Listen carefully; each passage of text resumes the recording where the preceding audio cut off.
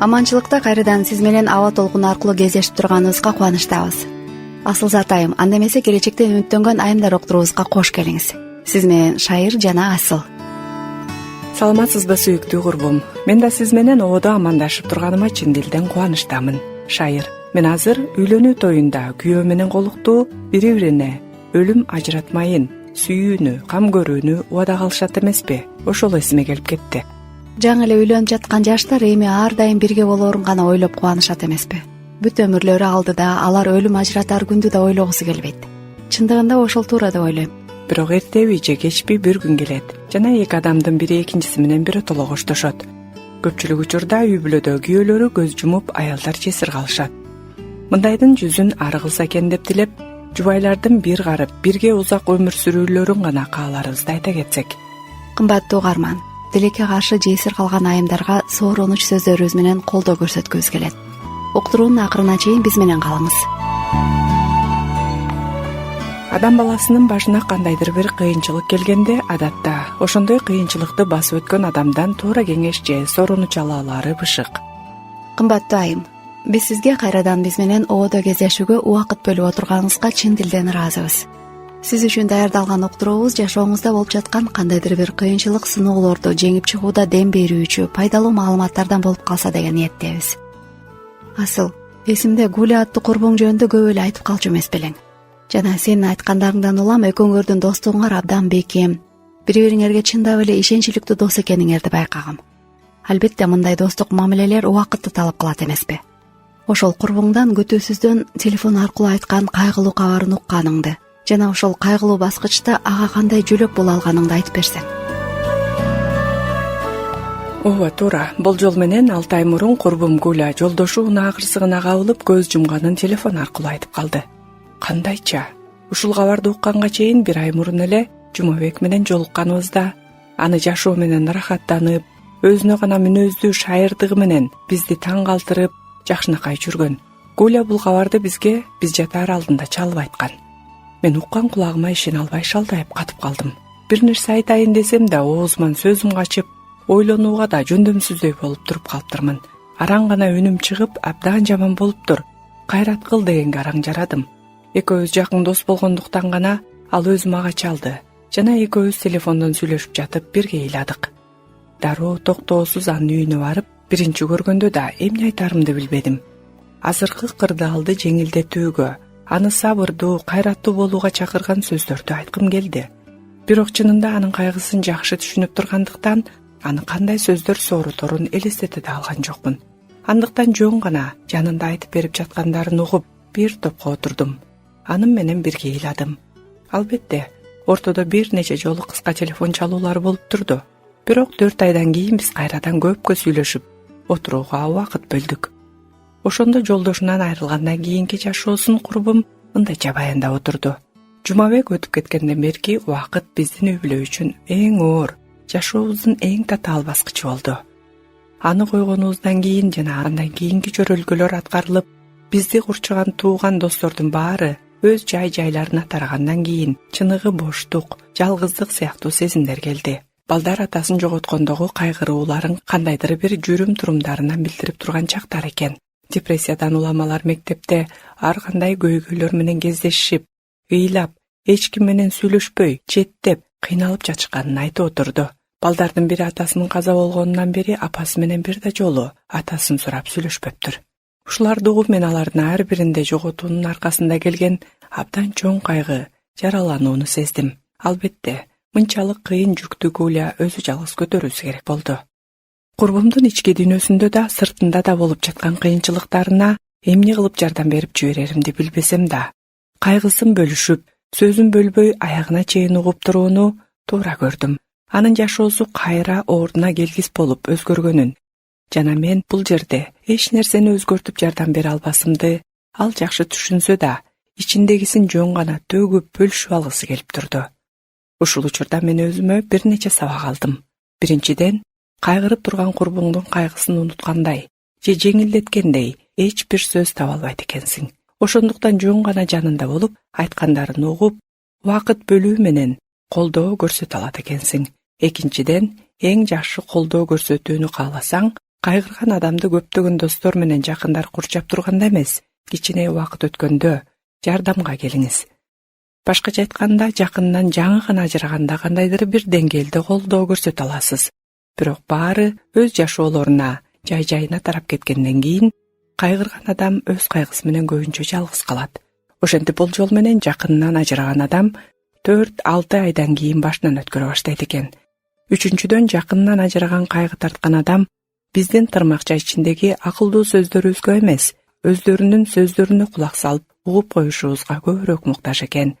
Себеби адамга кайгысын бөлүшө билүү менен биз алдыдагы күндөрүндө кыйынчылыктарды жеңүүгө кандайдыр бир үмүт жандыра алат экенбиз.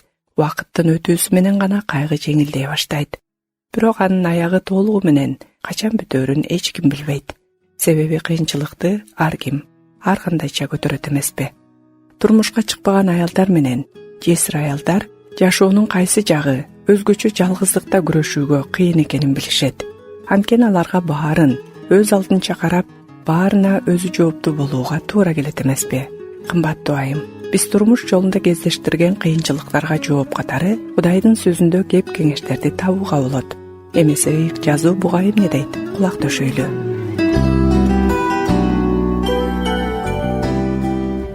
Ардактуу айым, жашоонун өйдө ылдый болуусунан ар кандай соккуларынан улам жүрөктөрүбүз кайгыга чөгүп кыйналабыз. Кээде адам чыдай алгыстай кыйынчылык болот. Бул дүйнөдө жашоо деген жоготуулар менен азап тартуулардан турарын билебиз да. Балким арабызда кээ бир аялдар жакын адамын жоготуудан кайгырып турушкандыр. Балким кимдир бирөөнүн сүйүктүү жолдошу өтүп кеткендир. Балким өмүр бою жубайына кордук көрсөткөн катаал жана одон адам өтүп кеткендир. Кандай гана болбосун, жоготууга дуушар болгон жубай жалгызсырап, жардамсыз калгансып кайгырат эмеспи? Сүйүктүүсүн жоготкон аял эмне үчүн деген суроолорду берип ачууга алдырышы мүмкүн. Эмне үчүн менен ушул болуусу керек эле?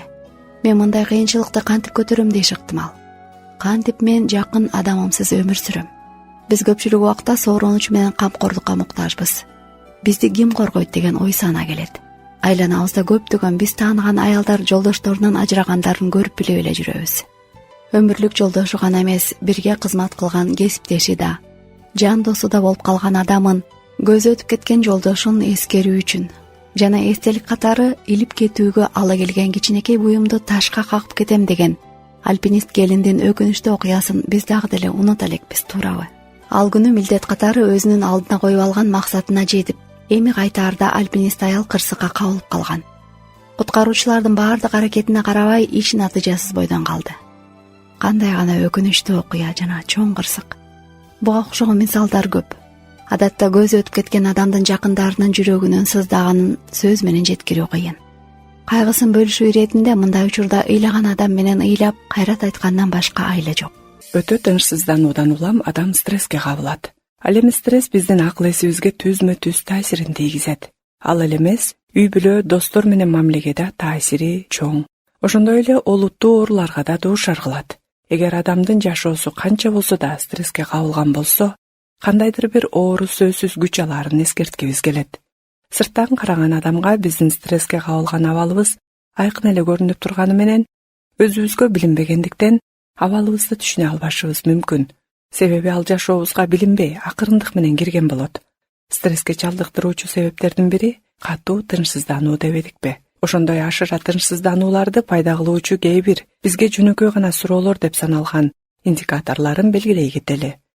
Күнүмдүк жашообузда аткарылчу иштерди, тамактанууну, жөө басууну өтө тездик менен кылганда, ар дайым өткөнгө өкүнүү, келечегибиз үчүн тынчсыздануу, жардын кырында, иненин учунда отургандай сезүү, кандайдыр бир ийнибизден ылдый басып турган оор жүктү көтөрүп жүргөндөй оор абал.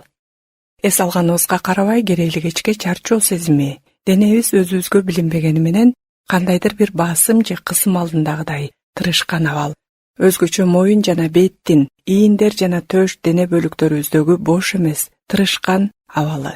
Маанайыбыздын көтөрүңкү болуусу да таттуу жегенден кийин же кофеини бар суусундуктардан көз каранды болсо, анда бул стресске кабылдыруучу гана белгилер. Өмүр жолубузда кездешүүчү кыйын кырдаалдарды токтотуп коюу биздин бийлигибизде эмес экени анык. Бирок ошол кырдаалдар пайда кылуучу стресс абалынан чыгуу же жеңүү үчүн бир нече кадамдарды аткаруу биздин бийликте экенин унутпайлы. Бул кеңештер жөнөкөй жана аткарууга оңой эле кеңештер. Сизди курчаган жаратылыштын кооздугуна суктанууну, аны этибар алып байкоону үйрөнүңүз. Кудай жараткан ар бир иреттүү жаратылышта байкаган өзгөчө жаккан байкоолоруңузду күндөлүк ачып жазыңыз. Эртең мененки кереметтүү жаратылыштагы өзгөрүүлөрдү көрүү үчүн эрте ойгонуңуз. Маселен, күндүн чыгуусу кандай кооз, ар күнү ар түрдүү. Өзүнүн жарыгы жана жылуулугу менен бөлөп, өйдө көздөй көтөрүлгөн күн нурларын төгүп, кооздукка бөлөнгөнүнө көз салып, жаратканга ыраазычылык айтыңыз. Күндүн батуусу, асман толгон жылдыздарга байкоо салуу, сейилдөөгө чыгуу жана ар бир кыбыр эткен курт кумурскалардын тиричилигин карап көрүңүз. Жана жаралган суроолорго жооп издөө менен да көп кызыктарды өзүңүзгө ачылыш кыласыз. Ошондой эле тамактануу учурунда, жөө басып баратканда же дагы кандай гана ишти аткарып жатпаңыз, ылдамдыгыңызды көзөмөлгө алыңыз. Тез иш бүтүрүүнүн да чеги болот. Денеңизге барган азыктардын пайдалуу заттары сиңип, денеңизге бир аз эс алууга жол берүү үчүн тамактануудан кийин дароо шашып ишке киришпеңиз. Күн сайын денеңиз берип жаткан сигналдарга көңүл буруңуз. Жаактарыңыздын, моюн, диафрагма, ийиндериңиздин тырышкандай абалын байкап жатасызбы? Андай болсо терең дем алып, денеңиздин ошол бөлүктөрүн акырындык менен созуп калыбына келтирүү үчүн кыймылга келтириңиз. Күнүмдүк кылып жүргөн иш учурунда өзүңүзгө тыныгууларды уюштуруңуз. Ошонун аркасында эс аласыз жана калыбыңызга келүүгө мүмкүнчүлүк аласыз. 5-10 мүнөт жумуш менен милдеттер тууралуу ойлонбой, эс акылыңызга тыныгуу бериңиз. Эгерде өзүңүздү өткөнгө өкүнүү менен жана келечекке тынымсыз тынчсызданган абалда көп байкасаңыз, терең дем алуу менен өзүңүздү жагымдуу ойлор жана учурлар менен алаксытууга аракет кылыңыз. Ыңгайлуу кийим кийиңиз.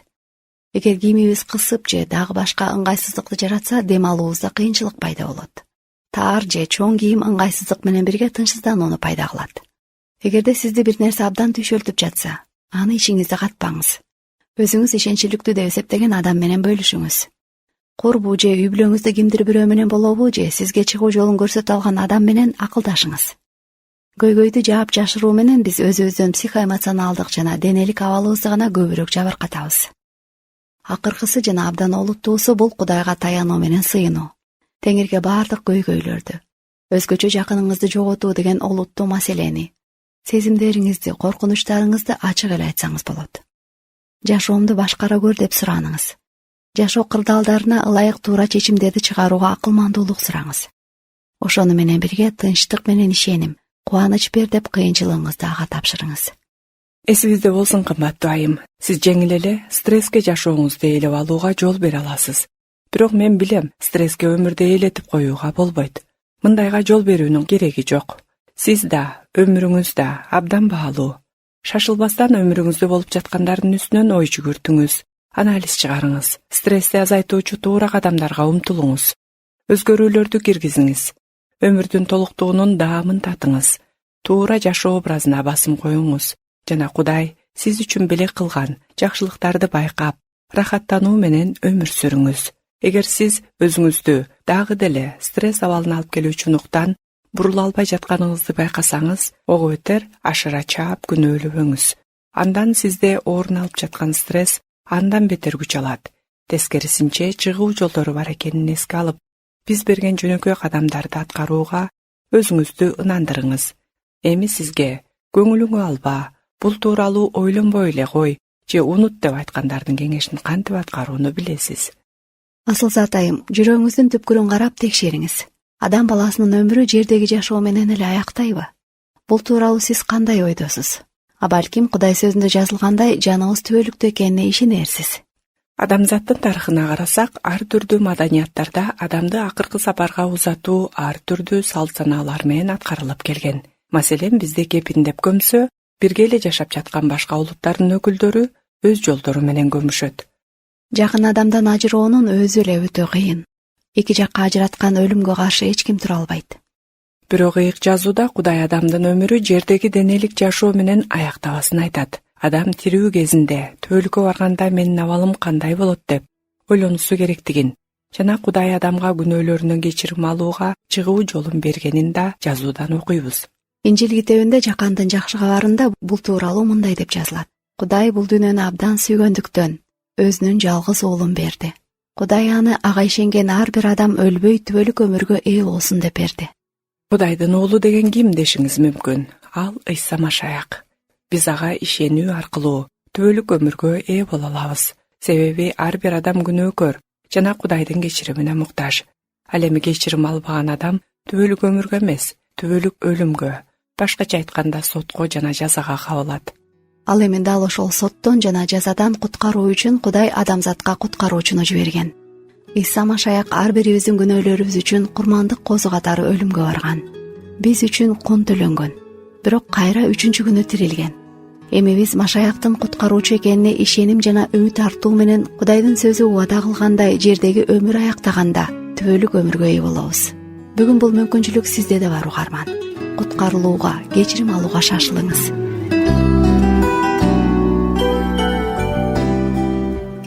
Мына ушундай чакырык менен биз уктуруубузду жыйынтыктасак, кымбаттуу айым. Ар бир адам өзү үчүн тандоо жасайт. Чындык ыйык жазууда жазылган. Андан окуп же биздин уктуруулар аркылуу уккандарыңызга ишенесизби? Кабыл аласызбы же жокпу? Бул да сиздин эркин тандооңузга көз каранды. Ал эми биздин айтарыбыз ыйык жазууда жазылгандай, Кудай сизди сүйөт. Кайрадан келерки аптада амандашканча сак саламатта туруңуз сүйүктүү курбум. Эртең жана башка күндөрү да обого чыгып жаткан уктурууларыбызды жакындарыңыз менен бирге ушул толкунда, ушул убакта тыңдай аласыз. Ошондой эле уктурууларга карата ой пикир же суроо сунуш жазам десеңиз, бизге комментарий калтырыңыз. Алдыда болсо сиздин назарыңызды Кудай сөзүнө кулак сал рубрикасына бурабыз. Акырына чейин биздин толкунда калыңыз, кымбаттуу айым.